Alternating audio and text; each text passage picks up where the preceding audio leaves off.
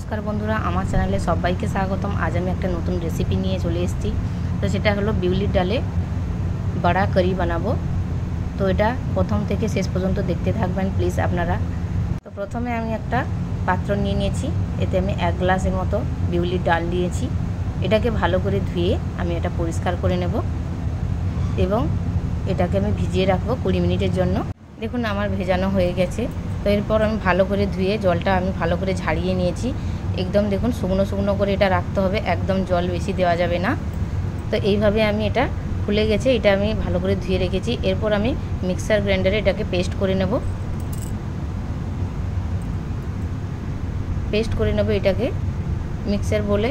দেখুন এইভাবে আমি পেস্ট করে নিচ্ছি ঢাকনা দিয়ে। একদম এটা জল দেবেন না, জল না দিয়ে কিন্তু করতে হবে ব্যাটারটা। এইভাবে দেখুন আমার পেস্ট হয়ে গেছে, একটু আঠালো আঠালো টাইপের আছে। তো এটা এইভাবে পেস্ট করতে হবে। তো দেখুন আমি আরেকটা পাত্রে আমি নিয়ে নিয়েছি এটা।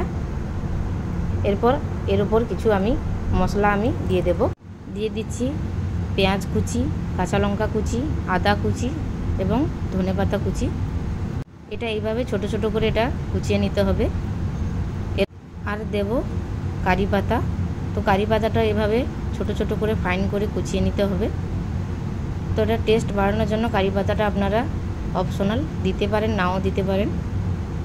তো এইভাবে দিয়ে দিয়েছি কারি পাতা। এরপর দেব লবণ, স্বাদ মতো আমি লবণ দিয়ে দেব। এটাকে এবার ভালো করে মিক্স করতে হবে, ভালো করে এটা মাখাতে হবে। এইভাবে ফেটিয়ে নিতে হবে। আপনারা এটাকে ভালোভাবে বিউলির ডাল যেহেতু একটু ফেটিয়ে নেবেন, ফেটিয়ে নিলে কিন্তু ভালো হবে। এরপর আমি চলে এসেছি কড়াইতে। আগে থেকে আমি এবারে তেলটা বসিয়ে দিচ্ছি। বসিয়ে দেওয়ার পরে আমি একটা পেস্ট বানাবো। তো এখানে আমি এই রেসিপিটা দই দিয়ে বানাবো, যেহেতু এটা বড়া করি। তো এর জন্য আমি এটা দই দিয়ে বানাবো। এটা কিন্তু দই দিয়েই বানাতে হয়। এখানে আমি 200 গ্রামের মতো টক দই নিয়েছি। এটাকে আমি ভালো করে প্রথমে ফেটিয়ে নেব। ভালো করে এইভাবে ভালো করে ফেটিয়ে নিতে হবে। এটাই খুব ভালোভাবে এটাকে ফেটিয়ে আগে থেকে রেখে দিতে হবে। 200 গ্রাম টক দইয়ের জন্য আমি এখানে 2 স্পুন পুরো আমি বেসন নিয়েছি, ওইটা আমি অ্যাড করে দিয়েছি। অ্যাড করে দিয়ে আবারও ভালো করে ফেটিয়ে নিতে হবে এটাকে।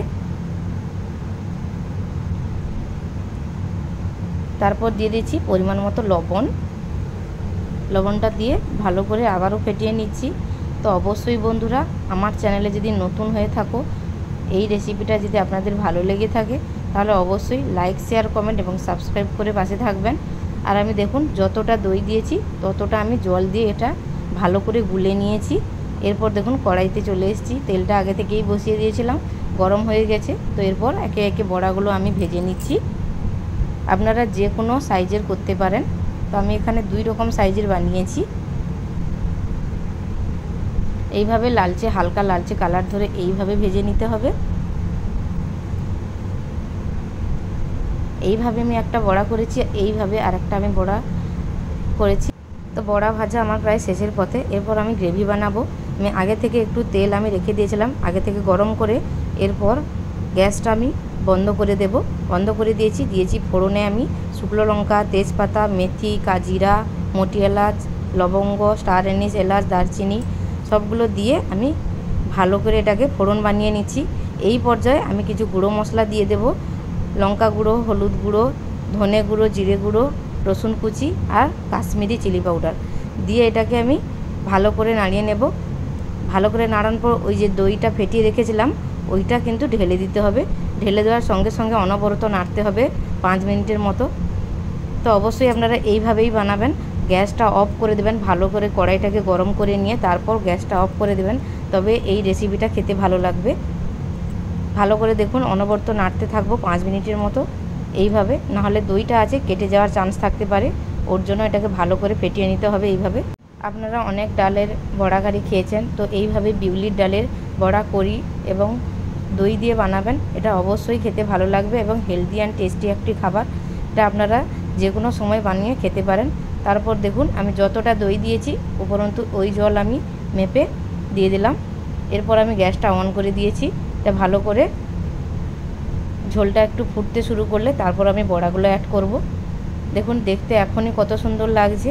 তো দেখুন ঝোলটা ফুটে আসার অপেক্ষায়, দেখুন ঝোলটা আমার ফুট এসে গেছে। তো এরপর আমি বড়াগুলো অ্যাড করে দিচ্ছি, ভালো করে দিয়ে আমি অনবরত এদিক ওদিক করে নেড়ে নিলাম। আমার এটা খানিকটা রেডি হয়ে এসছে। তো আর কিছুক্ষণ সময় আমার এটা রেডি হয়ে যাবে। দেখুন স্বাদ মতো একটু আমি চিনি অ্যাড করব টেস্টটাকে সামান্য ব্যালেন্স করার জন্য।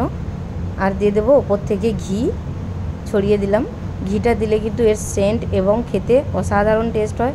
আপনারা প্লিজ এইভাবে একবার বানাবেন, খেতে কিন্তু খুব ভালো লাগবে।